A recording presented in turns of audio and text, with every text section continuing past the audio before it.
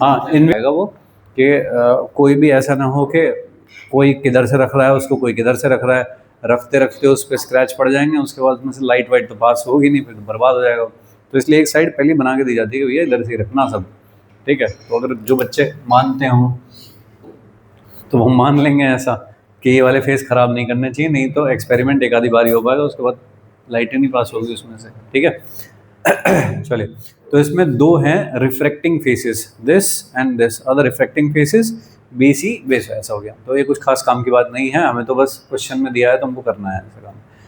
ए जो है, A angle, उसको कहते हैं एंगल ऑफ प्रिज्म, ठीक है जी। इसकी हमको आवश्यकता पड़ेगी, इसकी ज़रूरत है हमको। दो तरह के प्रिज्म है कि मतलब ए कुछ अगर बड़ा एंगल दे रखा है तो नॉर्मल प्रिज्म होता है, एक होता है थिन प्रिज्म जिसमें ए बहुत छोटा होता है कि 5 डिग्री का एंगल है मान लीजिए, तो उसको कहते हैं थिन प्रिज्म। तो थिन प्रिज्म के सारे फॉर्मूले अलग होते हैं, इसलिए क्वेश्चन में देख के रखना पड़ेगा मुझको कि थिन प्रिज्म दिया है तो कौन से फॉर्मूले लगाने हैं और नॉर्मल प्रिज्म दिया है तो कौन से फॉर्मूले लगने हैं, ठीक है। चलिए, काम कैसे करेगा देखते हैं। ऐसा है भाई, ये हो गया angle of prism B C, ऐसा हो गया बेस, यहाँ से कोई लाइट रे आके गिरी इसके ऊपर, इंसिडेंट हुई, तो ये है फेस के ऊपर नॉर्मल, तो एंगल ऑफ इंसिडेंस हुआ ये वाला। आसान काम है, जितना पढ़ते आए हो वैसा ही है, थोड़ी टर्मिनोलॉजी बस डिफरेंट है या कुछ नए फॉर्मूले क्रिएट हो जाएंगे इसकी जो ज्योमेट्री है उसकी वजह से। बाकी रिफ्रैक्शन होने, दो रिफ्रैक्शन होने लेकिन, है ना। एक यहाँ पे रिफ्रैक्शन हुआ, अब बताइए ये है मान लीजिए कुछ एयर में रखा है, बाय डिफॉल्ट कहाँ रखा है, एयर में, अंदर का कुछ रिफ्रैक्टिव इंडेक्स में ग्लास का है जिसका उसका भी बना हुआ है। तो ये हो गया रेयर मीडियम डेंसर, किधर जानी चाहिए तो टूवर्ड्स, ऐसे चली गई भाई लाइट रे, दूसरे वाले फेस पे इंसिडेंट हो गई, तो अब यहाँ पे नॉर्मल डाल के चेक करोगे क्या होगा, तो यहाँ से किधर जानी चाहिए, तो कैसे जाना था इसको, ऐसे जाना था, लेकिन कैसे चली गई, इधर करके चली गई, ऐसा। तो दो रिफ्रैक्शन हुए इस तरह से करके दो फेसेस पे, ठीक है। इस पे आते हैं, सपोज अगर मैं इसको कह रहा हूँ एंगल ऑफ इंसिडेंस, तो ये वाला हुआ एंगल ऑफ रिफ्रैक्शन, ठीक है। लेकिन क्योंकि इसमें एक सेट और बन रहा है तो इसलिए हम इसको I1 R1 कह दे रहे हैं। इधर चलते हैं फिर आगे वाले पे, यहाँ पे ये वाला एंगल हुआ एंगल ऑफ इंसिडेंस और ये वाला हुआ एंगल ऑफ रिफ्रैक्शन, ठीक है। लेकिन नॉर्मली सब जगह पे इसे I2 और इसे R2 लिखा जाता है कि सिमेट्री मेंटेन रहेगी, एक I1 R1 कौन से, अंदर अंदर वाले R1 R2 है और बाहर बाहर वाले, ठीक है। तो I1 जो है वो है एंगल ऑफ इंसिडेंस, इंसिडेंस, और आर हो गया रिफ्रैक्शन, और ये जो बाहर वाला है I2 उसको कहते हैं इमरजेंस, एंगल ऑफ इमरजेंस, बाहर जो निकल रहा है। कई बार इसको आई से भी दिखा देते हैं और इसको ई से लिखा होगा यहीं पे कि ई फॉर इमरजेंस, तो वो तो नोटेशन है, जो जैसी चेंज कर रहा है जैसी यूज़ कर रहा है वैसी करने दो, बट मेन जो थीम रहेगा बस वो ये कि दो रिफ्रैक्शन करवाने हैं तुमको।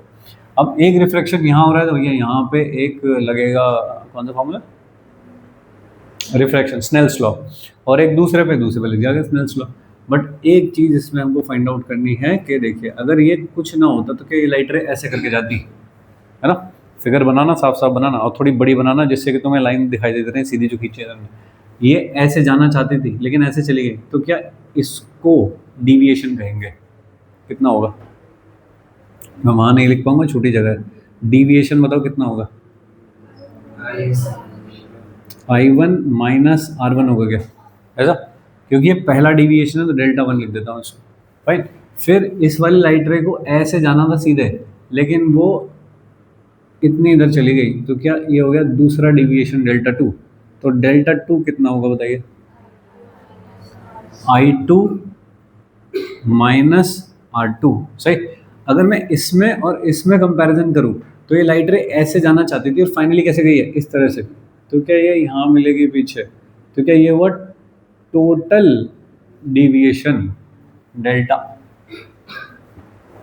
सही है। तो जो टोटल डिविएशन होगा delta, that will be delta 1 और प्लस डेल्टा 2, ठीक है। थोड़ी बैंड हुई फिर थोड़ी और बैंड हुई, तो डेल्टा 1 प्लस डेल्टा 2 हो गया I1 माइनस R1 और प्लस I2 माइनस R2, तो हो गया I1 plus I2 minus R1 plus R2 is the delta. यहाँ तक ठीक है, ओके। इसको देखो, ये एंगल है 90 डिग्री, ये नॉर्मल डाल रखा है तुमने ये वाला, और इसी तरह ये भी नॉर्मल डाल रखा है, तो ये वाला एंगल कितना है 90 डिग्री। ठीक है क्या? ये है ए, इसको कहते हैं एंगल ऑफ प्रिज्म। ये कितना होगा बताओ? क्वाड्रिलेटरल होगा तो सामने का एंगल कितना हो गया? 180 माइनस पाई हो गया, सही। 180 माइनस ए हो गया। इस वाले ट्राइंगल में एंट्री कर जाता हूं मैं। इस ट्राइंगल में तीनों एंगल का सम कितना होना चाहिए? ठीक बात है, तो मैं यहाँ पे एक चीज लिखूंगा कि R1 प्लस R2 प्लस सामने वाला angle pi minus A, 180 minus A, ये सामने वाला angle should be equal to क्या? पाई। पाई तो साफ हो गया, तो कितना हुआ? R1 plus R2 should be equal to angle of prism, सही है। तो डिविएशन के लिए फॉर्मूला क्या हो गया? I1 plus I2 minus A, ये हुआ डिविएशन का फॉर्मूला। बोलिए, यहाँ तक समझे क्या? क्या इसमें कोई भी अप्रोक्सीमेशन आया अभी तक? या मैंने कोई स्पेशल केस लिया कि लाइट रे ऐसे जानी चाहिए तभी ऐसा होगा, ऐसे जानी चाहिए तभी ऐसा होगा? नहीं, इसका मतलब ये वाली जो चीज़ है ऑलवेज ट्रू है, चाहे कोई भी रे आके गिरे, कोई भी किसी भी एंगल पे, सबके लिए ट्रू है। समझे क्या? हाँ, वो तो फिर ये भी, इसमें मैंने कौन सा अप्रोक्सीमेशन लिया? डेल्टा है। तो यहाँ तक जो भी कुछ मैंने किया दैट इज ऑलवेज ट्रू। ठीक है, अब कुछ कुछ स्पेशल केस आने शुरू होंगे। ठीक है जी, चलो पहले यहाँ तक नोट करो।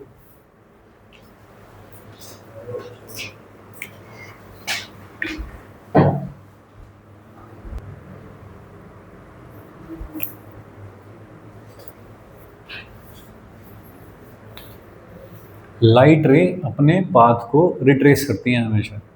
यहाँ पे कुछ एंगल पे इंसिडेंट हुई थी, मान लीजिए कि 30 पे इंसिडेंट हुई, और यहाँ से जब निकली तो मान लो कि ये वाला जो एंगल है I2 ये 45 है, तो 30 पे इंसिडेंट हुई और इमरजेंट जो हुआ है वो 45 पे हुआ है। तो अगर इधर 45 पे गिर जाए तो क्या इधर 30 पे निकलेगी?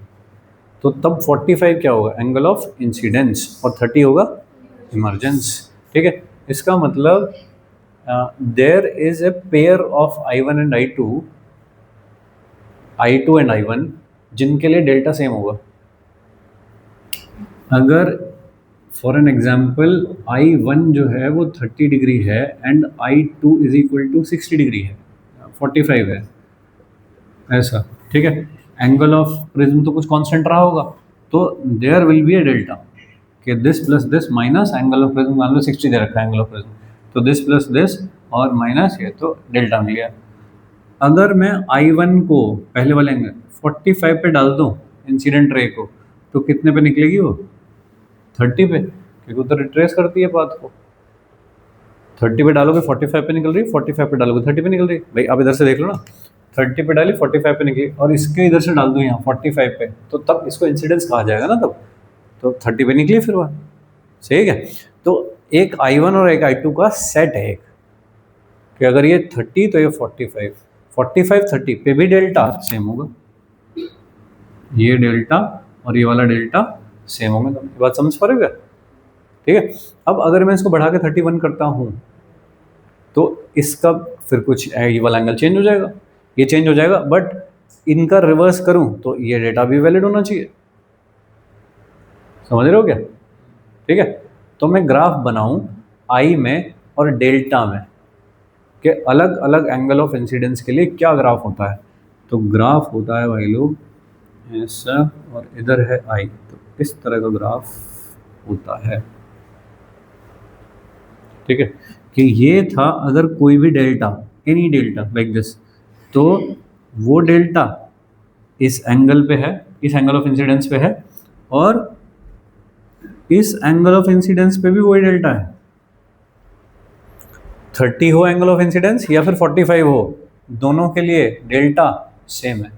ठीक है, फिर कोई और डेल्टा हुआ तो उसके लिए भी there will be a set of 2 values of I at which delta will be same. ऐसे करते करते जब मैं इसके बॉटम पे पहुंचूंगा, यहाँ पे इस जगह पे, ये एक स्पेशल चीज़ है कि इससे कम डेल्टा किसी का नहीं है, और वहाँ पे I की जो वैल्यू मिल रही है वो भी एक ही मिलेगी, इसका मतलब क्या हुआ कि for delta to be minimum I1 should be equal to I2 से। अब इसमें कंडीशन आने लगी, देखिए तो यहाँ पे क्या कर दूँ, डेल्टा मिनिमम अगर मैं कर रहा हूँ तो उसकी कंडीशन क्या है कि I plus I minus A, I plus I minus A. तो क्या हो गया, फॉर, मैं लिख देता हूँ यहाँ पे, for minimum deviation I1 should be equal to I2। और अगर I1 I2 के इक्वल होगा तो क्या R1 R2 के इक्वल होगा? स्नेल्स लॉ तो लग रहा है। तो अगर एक स्नेल्स लॉ यहाँ लगाओगे इधर, तो एक स्नेल्स लॉ इधर लगाओगे, तब भी दोनों सेम होंगे, तो R1 R2 भी सेम होंगे। तो अगर मैं इन दोनों को I कह दूँ, इन दोनों को R कह दूँ, तो क्या ये A/2 के बराबर आ जाएगा? R1 प्लस R2 ही तो A है, और दोनों R हो गए तो R कितना हो गया, A/2। डेल्टा मिनिमम ये कितना हो गया भाई, 2I minus A is delta minimum. तो मैं I की वैल्यू निकालूँ यहाँ से, कितनी आएगी, डेल्टा मिनिमम प्लस A/2, सही। और R की वैल्यू निकालूँ इस पर्टिकुलर केस के लिए, मिनिमम डिविएशन के लिए, तो A/2। अभी मैं स्नेल्स लॉ लिखूँ, स्नेल्स लॉ तो कैसा लिखा जाएगा भाई स्नेल्स लॉ, कि mu refractive index will be equal to sine I upon sine R. और साइन आई नहीं लिखा जाएगा, अब लिखा जाएगा उसको delta M plus A/2 upon, इसको लिखा जाएगा साइन A/2 इज म्यू। तो ये है Snell's law in terms of minimum deviation and angle of prism. इसमें मुझे आई और आर की कोई ज़रूरत नहीं पड़ रही कहीं पे, मुझे दो चीज़ दे दो, म्यू निकाल दूंगा। बोलिए। सर मैं अगर न्यूमरेटर में चेंज ना करूं, सिर्फ आर भी A/2 लिखूं, तो हर प्रिज्म का वो निकाल सकते हैं, इससे कि किस एंगल पे डालूं तो सबसे कम डिविएशन। ठीक है, यहाँ तक ठीक है। इफ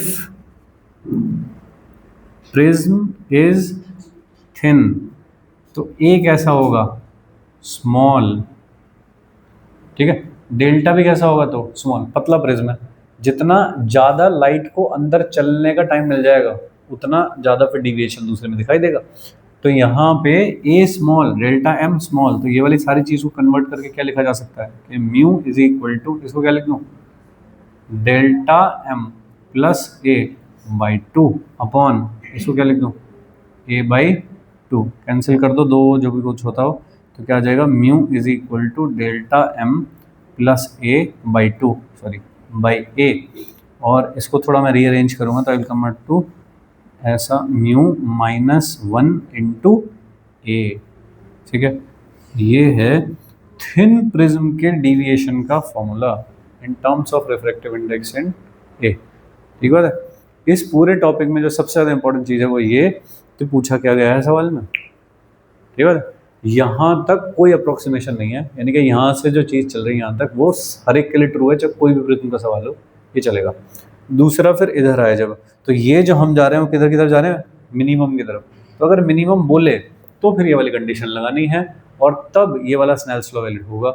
और उसमें भी अगर बोल दिया कि प्रिज्म थिन है, तो फिर ये भी नहीं, फिर सीधे यहाँ लैंड करो, delta M is equal to mu minus 1 into A, ठीक है। ये पूरा मैथ्स है भाई इसका, फाइन। अब कुछ कुछ स्पेशल केस आएंगे कि कितने पे इंसिडेंस हुआ, क्रिटिकल करवाना है, TIR करवाना है, फाइन। ये नोट करो, फिर आगे चलते हैं।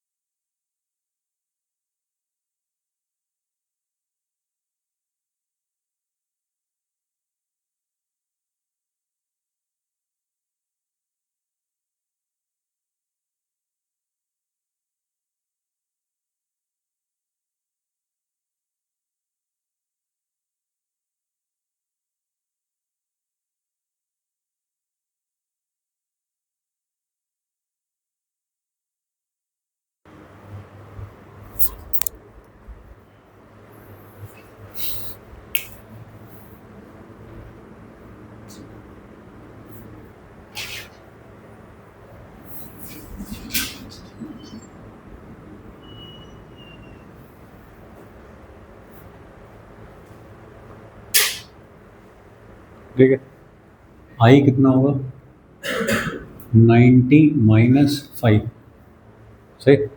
ओके, हमको आई कैसा चाहिए कि कोई भी लाइट रे बाहर नहीं जानी चाहिए, should be greater than theta सी।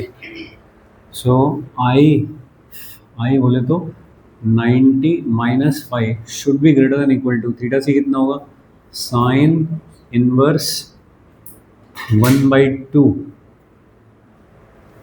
सही है क्या।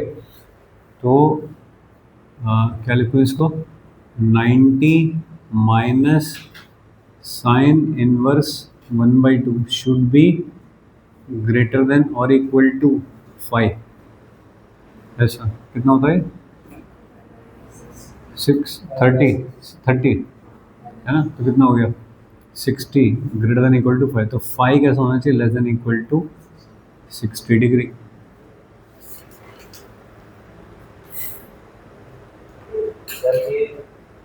तो मैक्सिमम वैल्यू 60 हो सकती है उसकी, अदरवाइज उससे कम ही होनी चाहिए। तो जब 60 होगा उस टाइम पे हो रहा होगा क्रिटिकल इंसिडेंस, तो जस्ट ग्रेजिंग जा रही होगी इस वाले सरफेस के ऐसे, और जब भी 5 लेस देन 60 होगा तो फिर TIR हो रहा होगा।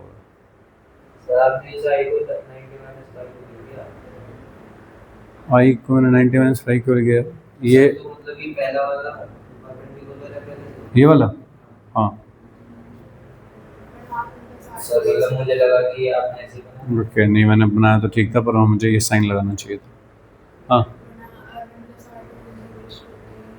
अच्छा ठीक है, मतलब समझ में आ रहा है ना इससे, ठीक। हाँ, मतलब ये नॉर्मल इंसिडेंस हुई है। हाँ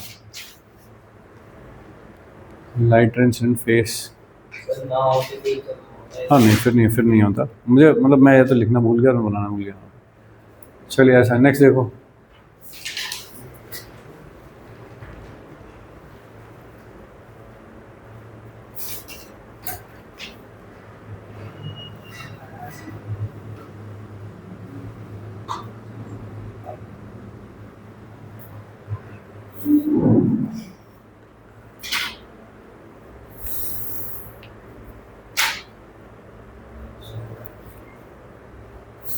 कल तो कोई क्लास नहीं है, ठीक है, परसों टेस्ट है।